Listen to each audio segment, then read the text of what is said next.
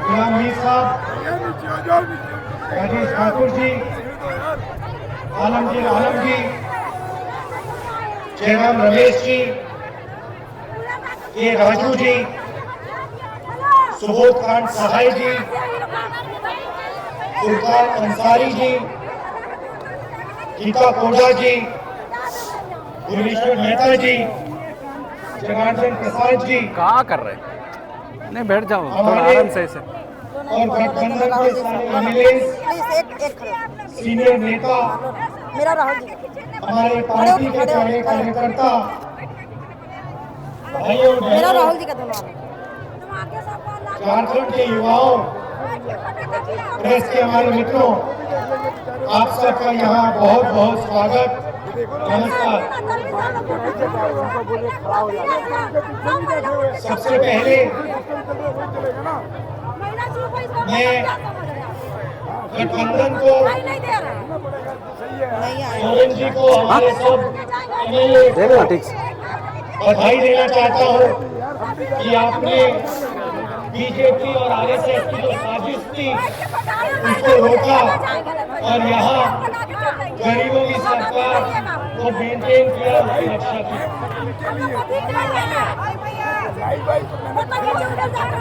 कुछ दिनों से हमारी यात्रा झारखंड में चल रही है।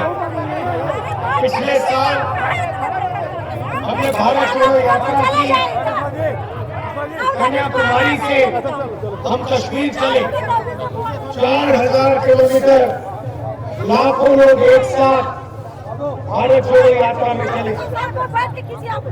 बीजेपी ने, आरएसएस ने देश में नफरत फैला रखी है, हिंसा फैला रखी है। इसके खिलाफ भारत जोड़ो यात्रा में हम सब मिलकर, लाखों लोग मिलकर चले और देश को हमने एक नया रास्ता दिया, एक नया रास्ता दिखाया और यात्रा बहुत सफल हुई। यात्रा में काफी लोग हमारे पास आए, झारखंड से आए, वो ड्रम बजा रहे कौन? उड़ीसा से आए, बाकी प्रदेशों से आए। उन्होंने कहा देखिए आपने भारत जोड़ो यात्रा की, सर थोड़ा सा कन्याकुमारी से आप कश्मीर चले, मगर झारखंड का क्या होगा, उड़ीसा का क्या होगा, बंगाल का क्या होगा? इधर तो आपने यात्रा नहीं की। आपको दूसरी यात्रा करनी चाहिए, मणिपुर से महाराष्ट्र एक और भारत जोड़ो यात्रा करनी चाहिए। और ये हजारों लोगों ने हमसे कहा, इसीलिए आज मैं आपके सामने खड़ा हूं। मणिपुर से महाराष्ट्र दूसरी भारत जोड़ो न्याय यात्रा हम कर रहे हैं और आपने देखा झारखंड में कितने जोश से, कितनी शक्ति, कितनी ऊर्जा झारखंड की आम जनता ने हमारी यात्रा में डाली। तो आपका मैं दिल से धन्यवाद करना चाहता हूं।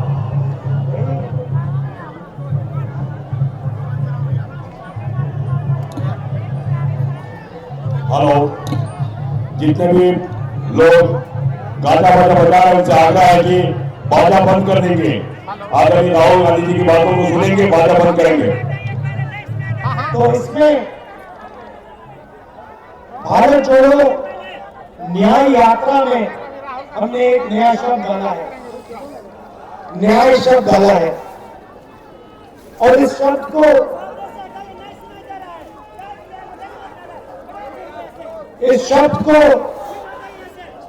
देश में आज बहुत अच्छी तरह समझा जा रहा है। ये जो एचईसी के पोस्टर लिए हैं, आप अन्याय शब्द को बहुत अच्छी तरह समझते हो, क्योंकि आपके खिलाफ अन्याय किया जा रहा है। किया जा रहा है, नहीं किया जा रहा है? जोर से बोलो, दिल्ली तक सुनाई देना चाहिए। देखिए, पब्लिक सेक्टर एंटरप्राइज है, इसका आस्ते आस्ते नरेंद्र मोदी जी और उनकी सरकार इसका आस्ते आस्ते आस्ते आस्ते गला घोट रहे हैं। सही? बताइए एचईसी का गला क्यों घोटा जा रहा है? क्योंकि सरकार और बीजेपी चाहती है कि एचईसी काम ना करे और आने वाले कल एचईसी फैक्ट्री का नाम बदलकर अदानी नाम का नेम प्लेट इसके ऊपर लगाया गया है। इसको प्राइवेटाइज कर दिया जाए।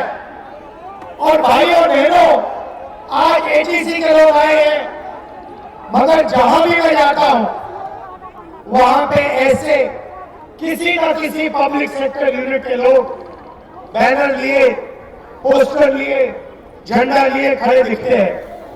बीएचईएल, एचएएल, एचईसी,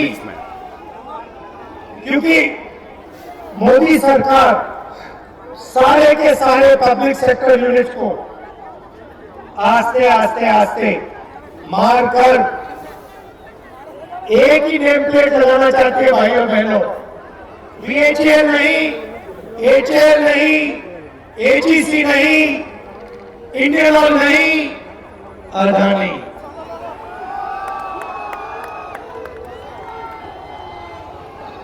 और यहां जो काम करते हैं, जिन्होंने सालों के लिए अपना खून, अपना पसीना दिया है, उन सबको ये बेरोजगार बनाना चाहते हैं।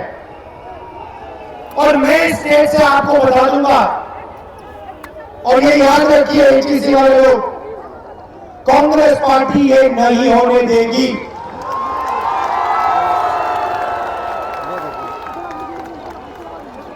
बीजेपी के लोगों से मैं कहता हूं, कर लो जो करना है, अदानी का नाम एचईसी पे नहीं लगेगा, हम नहीं लगने देंगे।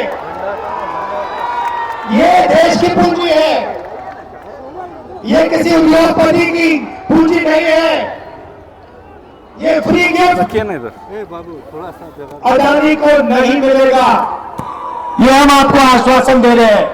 और हमारी सरकार आएगी तो जो आपको सपोर्ट की जरूरत होगी वो आपको सपोर्ट मिलेगी और आपको कंपेटिटिव बनाया जाएगा।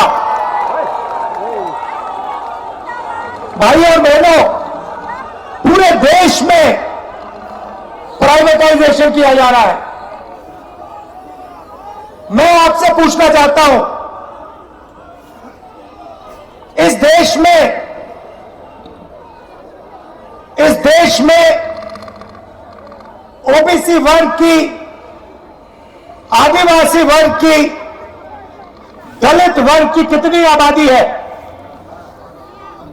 सबसे ज्यादा मत बोलो भैया, मुझे नंबर दो, मुझे नंबर दो। कितने प्रतिशत आदिवासी, दलित और पिछड़े लोग हैं इस देश में? नंबर दो। देखो, कोई नंबर नहीं दे सकता, कोई नहीं बता सकता कि इस देश में इतने पिछड़े लोग हैं। भाई और बहनों, बात आप समझिए, देश में कम से कम 50% ओबीसी वर्ग के लोग हैं। सही बात है। और मैंने कम से कम शब्द का प्रयोग किया है। आज तेलंगाना के चीफ मिनिस्टर यहां आए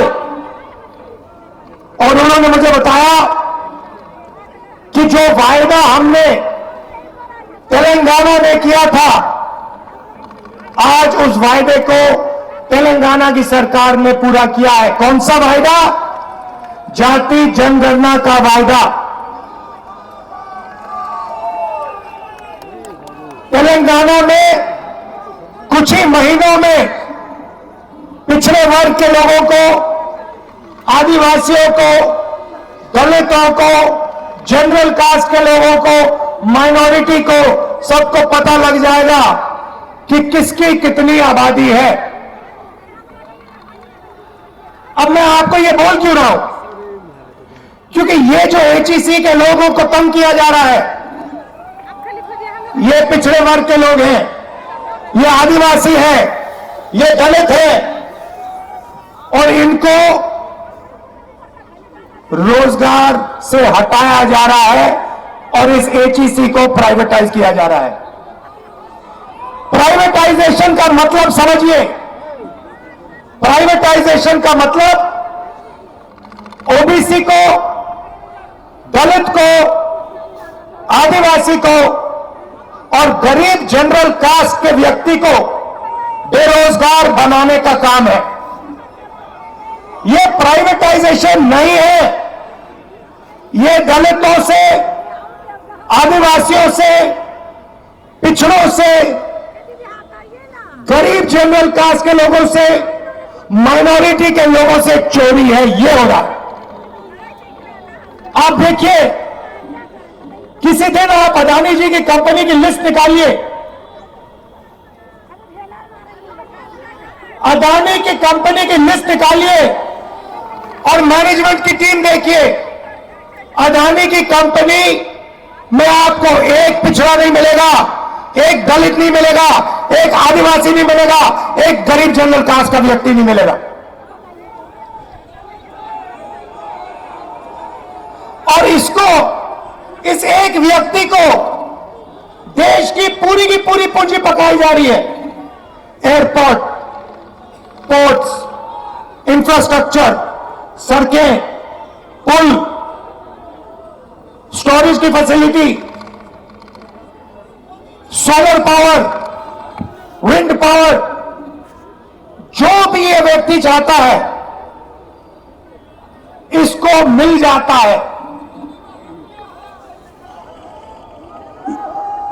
ये डिफेंस में देश की रक्षा सेना करती है। आप देख लीजिए, सारे के सारे कॉन्ट्रैक्ट्स, हथियार के कॉन्ट्रैक्ट, ड्रोन के कॉन्ट्रैक्ट, ये सारे के सारे इसी एक व्यक्ति को दिए जा रहे हैं। क्यों? क्यों? क्योंकि हिंदुस्तान के प्रधानमंत्री चाहते हैं, इसीलिए इस एक व्यक्ति को एयरपोर्ट, पोर्ट्स, डिफेंस इक्विपमेंट सारा का सारा पकड़ाया जा रहा है। मैंने आपसे सवाल पूछा, इस देश में पिछड़े लोग कितने हैं, आदिवासी कितने हैं, दलित कितने हैं? इसके पीछे सोच है। भाइयों और बहनों, आप किसी प्राइवेट कंपनी में जाइए, किसी भी प्राइवेट कंपनी में जाइए और वहां पूछिए यहां पे पिछड़े लोग कितने हैं, दलित कितने हैं, आदिवासी कितने हैं? आपको एक नहीं मिलने वाला। फिर आप जाइए, हिंदुस्तान की सरकार में जाइए,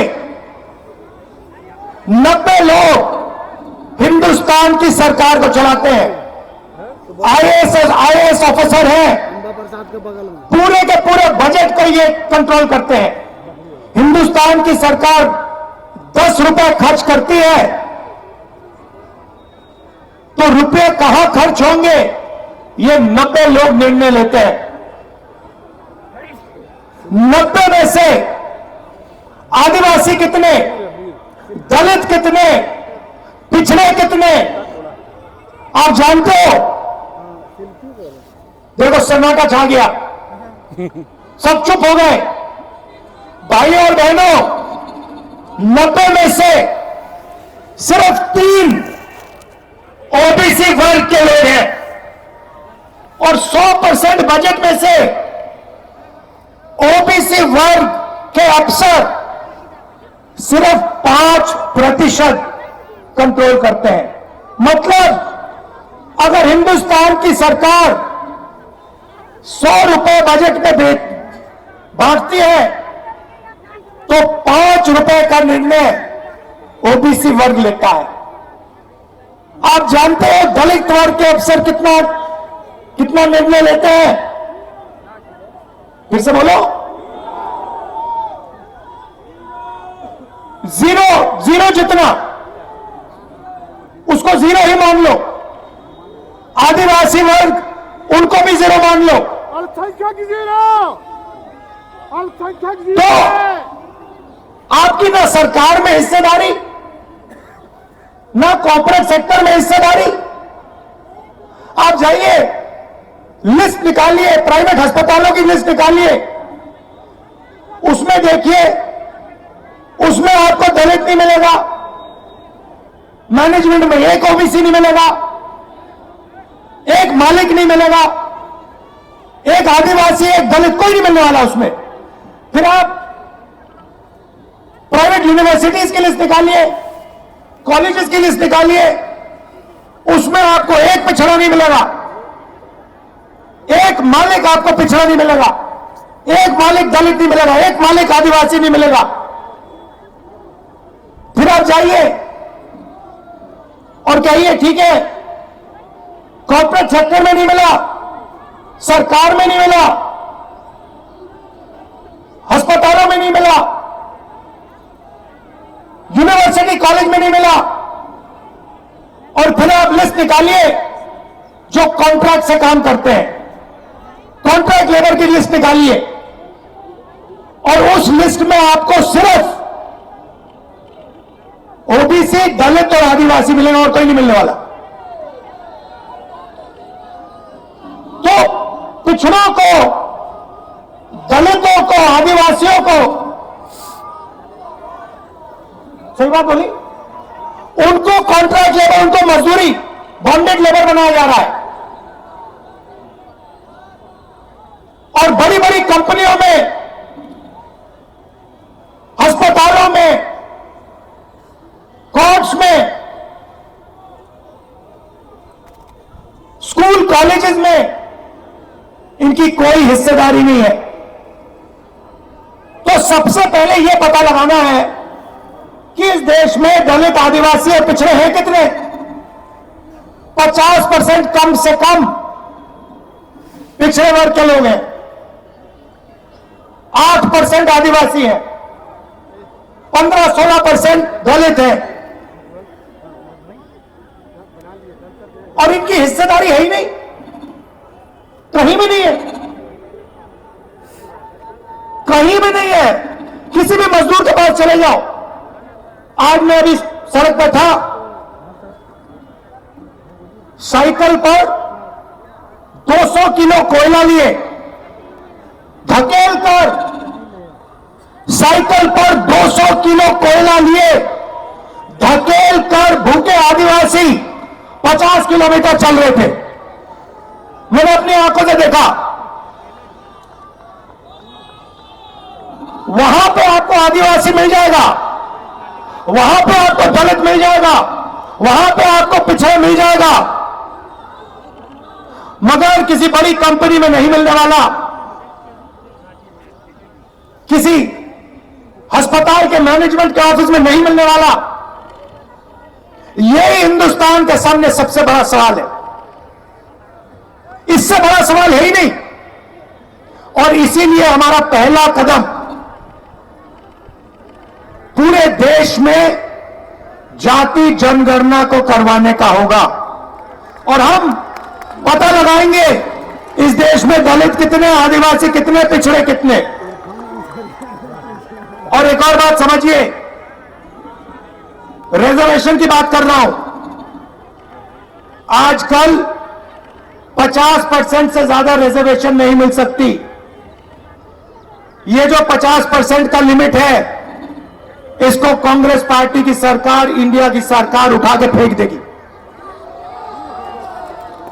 और हम जो दलित हैं, आदिवासी भाई हैं, उनके रिजर्वेशन में कोई कमी नहीं आएगी, मैं आपको गारंटी देके कह रहा हूं। और जो पिछड़ों का हक बनता है वो उनको मिलेगा। तो ये देश का सबसे बड़ा मुद्दा है, इससे बड़ा मुद्दा है ही नहीं। सामाजिक अन्याय और इसी से जुड़ा हुआ आर्थिक अन्याय। आप मुझे बताइए, जीएसटी से छोटे व्यापारियों को, मजदूरों को, स्मॉल और मीडियम बिजनेस वालों को फायदा हुआ? मुझे हाथ उठा के दिखा दो। इस यहां पे नहीं, हाथ नीचे करो। यहां पे एक व्यक्ति जिसको जीएसटी से फायदा हुआ हो, मुझे दिखा दो। कौन है ये? अंबानी को फायदा हुआ, अदानी को फायदा हुआ, देश के अमीर लोगों को फायदा हुआ। ये एचएसई में जो काम करते हैं इनका जबरदस्त नुकसान हुआ। जीएसटी कौन देता है? जीएसटी अमीर लोग नहीं देते। जीएसटी वो मजदूर देता है जो 200 किलो को धकेल रहा था। वो उतनी ही जीएसटी देता है जितनी अदानी देता है, अंबानी देता है। वो शर्ट खरीदता है, उतनी ही जीएसटी लगती है जितनी अदानी जी की शर्ट को लगती है। तो पैसा कहां से जा रहा है? बजट का पैसा कहां से जा रहा है? दलितों से, आदिवासियों से, पिछड़ों से, गरीब जनरल कास्ट के लोगों से, माइनॉरिटी से। और जा कहां रहा है? अरबपतियों के जेब में, अदानी की जेब में, इन लोगों की जेब में। इसीलिए देश में भयंकर बेरोजगारी फैल गई है। इन्होंने क्या किया? सारे छोटे व्यापारियों को खत्म कर दिया। जो छोटा बिजनेस करते थे, जो स्मॉल और मीडियम बिजनेस करते थे, उनको सबको मार दिया। दो हथियार का प्रयोग किया इन्होंने।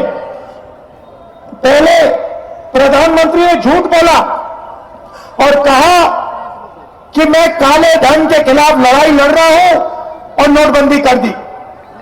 नोटबंदी ने हिंदुस्तान के सब छोटे बिजनेस वालों को खत्म कर दिया, उड़ा दिया। यह अदानी जी के लिए काम किया। उसके बाद जीएसटी लागू कर दी। नतीजा हुआ कि आज हिंदुस्तान का युवा रोजगार पा ही नहीं सकता। जितना भी ढूंढना है ढूंढ लो। मैं झारखंड के युवाओं से कह रहा हूं, देश के बाकी युवाओं से कह रहा हूं, जितना आपको ढूंढना है ढूंढो। नोटबंदी के बाद, जीएसटी के बाद, नरेंद्र मोदी जी की पॉलिसीज के बाद छोटे बिजनेसेस है ही नहीं। ये देश की रीढ़ की हड्डी है। ये बेरोजगार देते हैं, इनको खत्म कर दिया। तो जब तक दिल्ली की सरकार नहीं बदलेगी, तब तक इस देश में युवाओं को रोजगार नहीं मिल सकता। सीधी बात है। और मैंने, अब मजे की बात देखिए, पहले नरेंद्र मोदी कहते थे, हर भाषण में कहते थे, मैं ओबीसी हूं। याद है आपको? तो मैंने प्रधानमंत्री से कहा, प्रधानमंत्री जी आप ओबीसी हैं, आप पिछड़े वर्ग के हैं, तो आप ऐसे करिए, जाति जनगणना लागू कर दीजिए। देश को बता दीजिए कि आप जैसे पिछड़े वर्ग के लोग कितने हैं। उसके एकदम बाद नरेंद्र मोदी भाषण देते हैं, कहते हैं, भाई और बहनों, देश में दो ही जात हैं, एक अमीर है और एक गरीब है। वारे वाह, एक अमीर है और एक गरीब है, तो फिर आप कहां के ओबीसी बन गए? जब ओबीसी को हक देने का टाइम आया, रिजर्वेशन देने का समय आया, सामाजिक न्याय देने का समय आया, दलितों को, आदिवासियों को न्याय देने का समय आया, तो नरेंद्र मोदी जी कहते हैं इस देश में तो जाति नहीं है। और जब वोट लेने का समय आता है तो नरेंद्र मोदी कहते हैं मैं तो ओबीसी हूं, मैं तो ओबीसी हूं। आप कैसे ओबीसी हैं? तो देश में सामाजिक न्याय, अन्याय, आर्थिक अन्याय, महिलाओं के खिलाफ अन्याय, किसानों के खिलाफ अन्याय, मजदूरों के खिलाफ अन्याय, ये 5 बड़े बड़े अन्याय हो रहे हैं। और ये हर रोज कहीं ना कहीं आपको दिखेंगे। ये सरकार को, मोदी जी को नहीं दिखते, उनके मंत्रियों को नहीं दिखते, मगर बाकी हिंदुस्तान को हर रोज ये दिखते हैं। और इन अन्याय के खिलाफ हमने न्याय यात्रा शुरू की है। यह हमारा लक्ष्य था और इससे देश को हमने एक दूसरी विचारधारा दी है कि देखिए, नफरत से, हिंसा से कुछ नहीं होने वाला, कुछ नहीं होने वाला। बेरोजगारी फैलेगी, महंगाई बढ़ेगी, यही होने वाला है। और ये आपको पिछले 10 साल में दिखा है। जितनी नफरत बढ़ती है, जितनी हिंसा बढ़ती है, उतनी बेरोजगारी बढ़ती है, उतनी महंगाई बढ़ती है, उतना पैसा अदानी जी का बनता है। तो ये हो क्या रहा है? ये आपको लड़ाते हैं, एक दूसरे से लड़ाते हैं और आपसे कहते हैं देखो, एक धर्म दूसरे धर्म से लड़ो, एक जात दूसरी जात से लड़ो, एक भाषा दूसरी भाषा से लड़ो। समाज में हिंसा फैलाते हैं और फिर आपकी जेब में से आपका पैसा उठा के अदानी जी की जेब में कर देते हैं। यही हो रहा है। और आखिरी बात आपसे कहना चाहता हूं, यहां पे आपकी सरकार को ये क्यों हटाए? क्योंकि ये इस बात को एक्सेप्ट नहीं कर सकते हैं कि झारखंड में आदिवासी चीफ मिनिस्टर है। ये इस बात को एक्सेप्ट ही नहीं कर सकते। इसीलिए इन्होंने हमारी सरकार को हटाने की कोशिश की और कांग्रेस पार्टी, जेएमएम सब मिलकर बिल्कुल इनके सामने एक लाइन में खड़े हो गए। और क्या हुआ? सरकार बच गई। ये हर प्रदेश में करते हैं, जहां भी उनको चांस मिले, ये या सीबीआई का प्रयोग करके, ईडी का प्रयोग करके, इनकम टैक्स का प्रयोग करके या पैसा देकर ये यही काम करते हैं। लोकतंत्र पर ये आक्रमण कर रहे हैं, संविधान पर ये आक्रमण कर रहे हैं, क्योंकि ये जनता की जो आवाज है इसको दबाना चाहते हैं। और कांग्रेस पार्टी, हमारा गठबंधन, इंडिया गठबंधन, लोकतंत्र की जो आवाज है उसको कभी नहीं दबने देगा। तो आप सब यहां आए, आपने इतनी हमारी मदद की, सड़कों पे लाखों लोग निकले। मोदी मीडिया, देखिए मोदी मीडिया, मैंने कहा प्रेस के हमारे मित्रों, मगर ये हमारे मित्र नहीं है, ये हमारे मित्र नहीं है। ये रिपोर्टर ही ये हो सकते हैं बेचारे, मगर इनके जो मालिक हैं वो हमारे मित्र नहीं है, उनके मित्र दूसरे हैं। तो आप सबसे मैं धन्यवाद करना चाहता हूं कि आप लोकतंत्र के लिए लड़ रहे हो, आप संविधान के लिए लड़ रहे हो और आप इस देश की रक्षा कर रहे हो, देश की रक्षा कर रहे हो। आखिरी बात, नहीं बोलो, जोर से बोलो, नहीं, एक सेकंड, जोर से बोलो।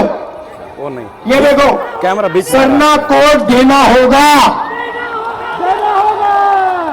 और ये काम हम आपके लिए करवा के डिलीवर कर देंगे। घबराइए मत, डरिए मत। धन्यवाद, जय हिंद।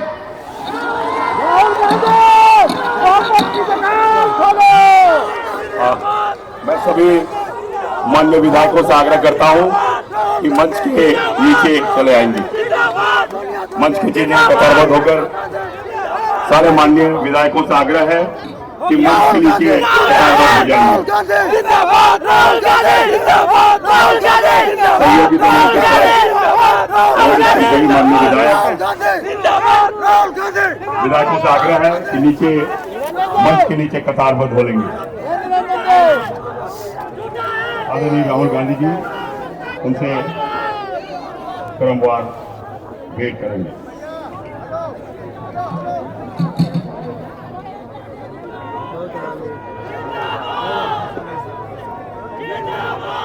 बोल मम्मी के पास है।